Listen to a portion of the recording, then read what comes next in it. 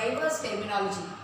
Terminology is nothing but what are the terms differently used in this lesson, that is terminology.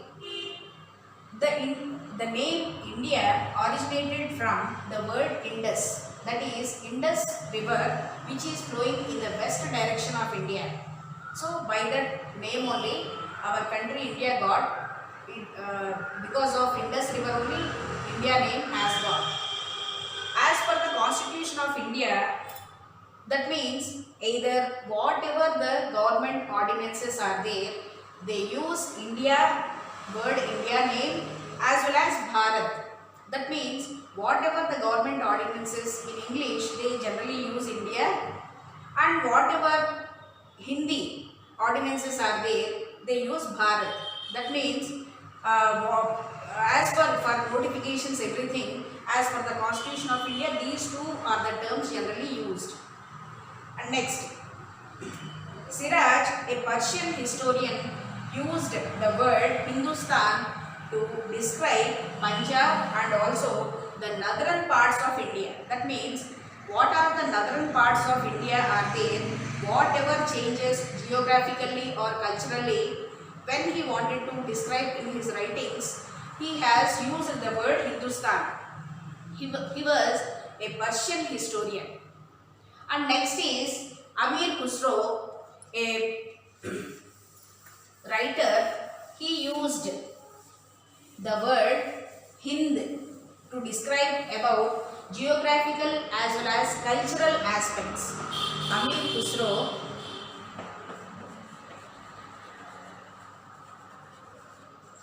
either for geographical as well as cultural aspects. For both of them in his writings, he used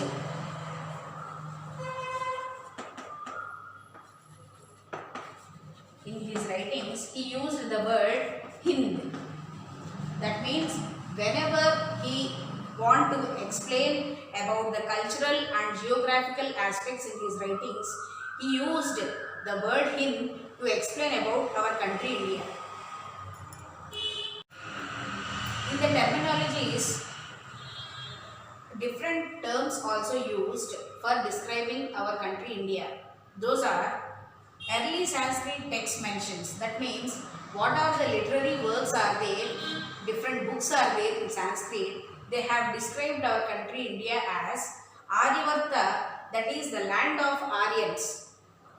So many hundreds of years ago, the Aryans have arrived in India to rule our country. So northern parts of India they have occupied and they ruled for several years. So in the Sanskrit books they have mentioned our country India as Aryavarta. So why? Because Aryans only have occupied, that's why the term has come like that. Next is, in the Sanskrit books it was also mentioned as Bharatavarsha, that is in the Puranas. In the holy books of this Ramayana, Mahabharata and Bhagavad Gita, all those books they have in the Sanskrit language they have described our country as Bharatavarsha. And in the Sanskrit language, the Indus river was also called as Sindhu river. Sindhu in the Sanskrit language. Okay children, up to now what we have discussed, different periods of India, that means in the history there are different history periods. Those were ancient period and medieval period and a freedom struggle, that is modern period.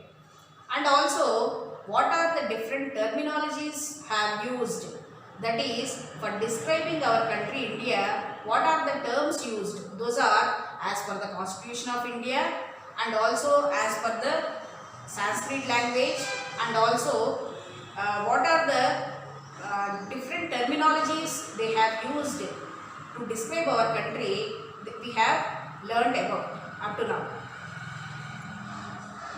Students, the next concept is sources of history. History is nothing but what are the past events which are already happened, that is nothing but our history. So, by what means we can know about our history, we will know now.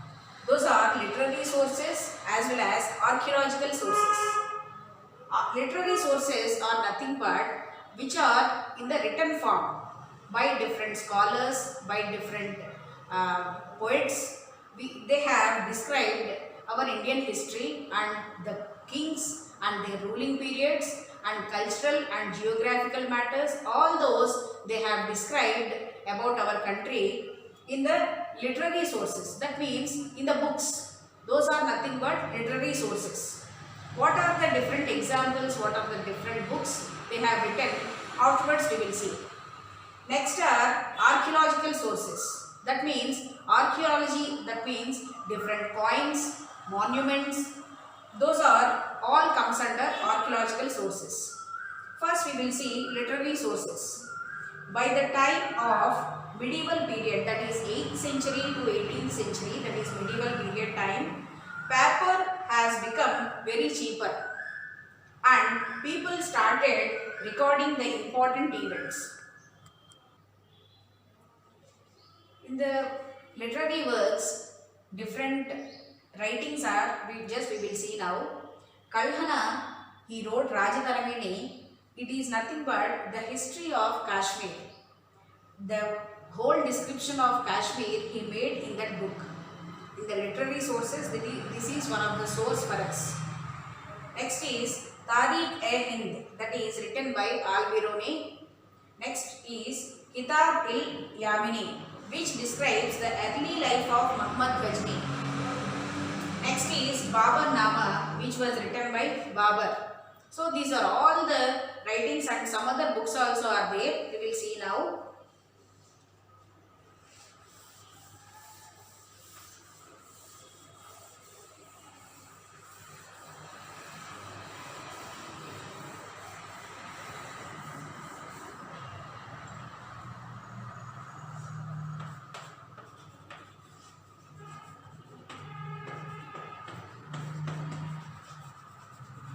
This is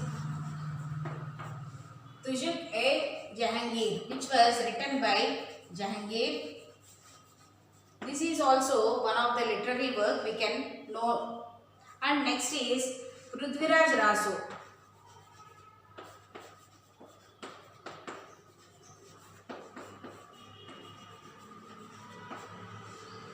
This was written by Chand Bardai.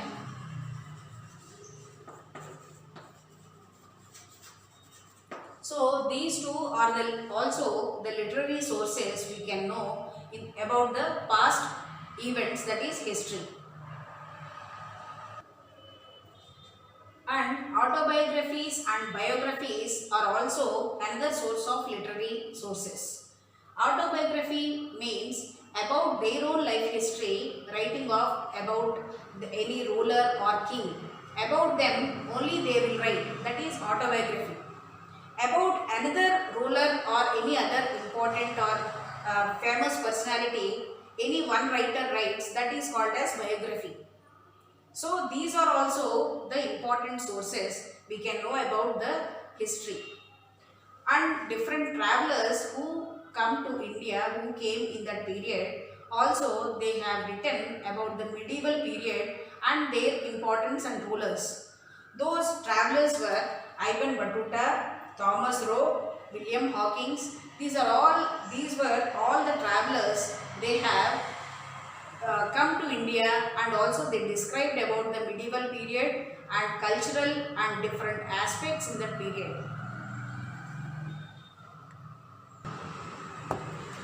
These literary works or recordings were collected by only wealthy people.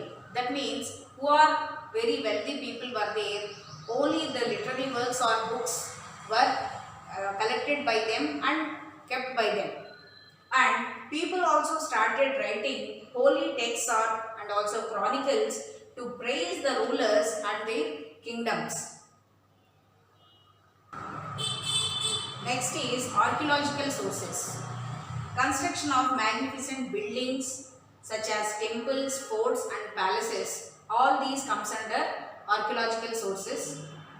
Coins, ornaments, weapons. Those are weapons are gunpowder weapons. All these are also describing about the medieval period. And in South India, land grants. That means for any poet or any particular person, if any land is given, that land grants were written on the copper plates. Those were also one of the source for archaeology, that is archaeological sources.